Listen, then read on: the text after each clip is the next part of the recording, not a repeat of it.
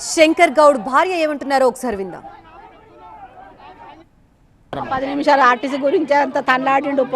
RTC గురించే మొత్తం మస్తు టెన్షన్ పెట్టుకున్నాడు. ఆర్టీసీ కోసానికి ఒక పావు గంట అక్కడ వదిలిపెడితే ఏమవుతుంది, అక్కడ తీసుకుపోయి చూపించుకొని వస్తే అయినా కూడా తృప్తిగా ఉంటుంది కదా. ఆర్టీసీ గురించే చనిపోయిండు ఆయన. ప్రజల కోసానికి వాళ్ళని బ్రతికి ఈయన చనిపోయిండు.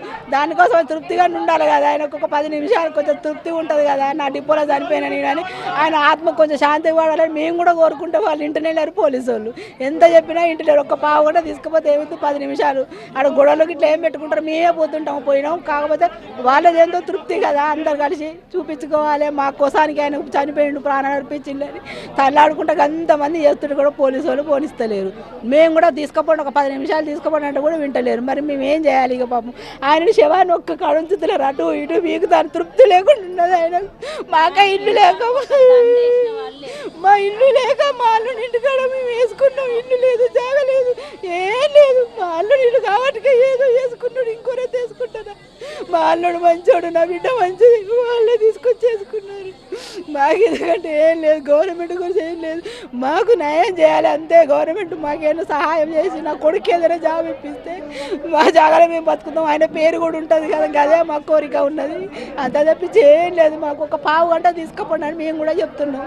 పొద్దున వంట చేసి అన్నం తినిపోదరా అంటే వచ్చిండు.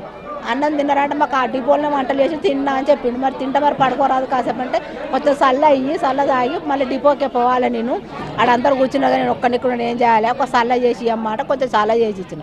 చల్ల తాగిండు, పక్క వేసిన పడుకో అంటే ఇప్పుడు వద్దు మళ్ళీ వస్తా అంటే మరి నేను వస్తా పాట నువ్వెందుకు రావడం, నేను ఒక్కడి పోతే మీరు సాయంత్రం రా అంటాడు. నేను వస్తా బా అన్న. నాకు డౌట్ వచ్చి మరి నేను కొంచెం మెంటల్ డిప్రెషన్ అయింది ఆయనకు. అంతా ఉండి డిపోకి ఫోన్ చేసిన, మరి ఇట్లా మా ఆయన కొంచెం టెన్షన్ పడుతున్నాడు, కొంచెం కనిపెట్టండి ఆయన అని చెప్పిండు. చెప్పటే వాళ్ళు నాకు ఫోన్ చేసి ఆయనకు తగలబెట్టుకున్నాడు, పెట్రోల్ పోసి అన్నారు.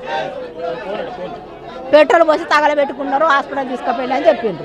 నేను బయటాలకే హాస్పిటల్ తీసుకుపోయిందని చెప్పిండు.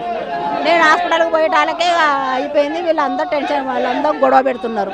నన్ను ఏం మాట్లాడేయకండి, నేను మా ఆయన దగ్గరికి పోవాలని అటు వెళ్ళిపోయాను. డిమాండ్ చేసేటోళ్ళను సస్పెండ్ చేస్తాము లేకపోతే రిమూవ్ చేస్తామని 2-3 సార్లు చెప్పిండ్రు. అది టెన్షన్ బాగా అయింది. దానికి ఎక్కడ రిమూవ్ చేస్తారు ఎట్లా అని అది టెన్షన్ బాగా పట్టుకున్నది. ఎట్లా చేసి మాకు కార్మికులకు న్యాయం చేయాలని ఆ పని చేసుకున్నాడు ఆయన. అంతే చేయలేదు. గవర్నమెంట్లో కలపాలి సార్ కంపల్సరీ. అంతగానం చనిపోయిండ్రు కదా. ఆయన ఇట్లా కార్మికుల కోసానికే చనిపోయిండు ఆయన.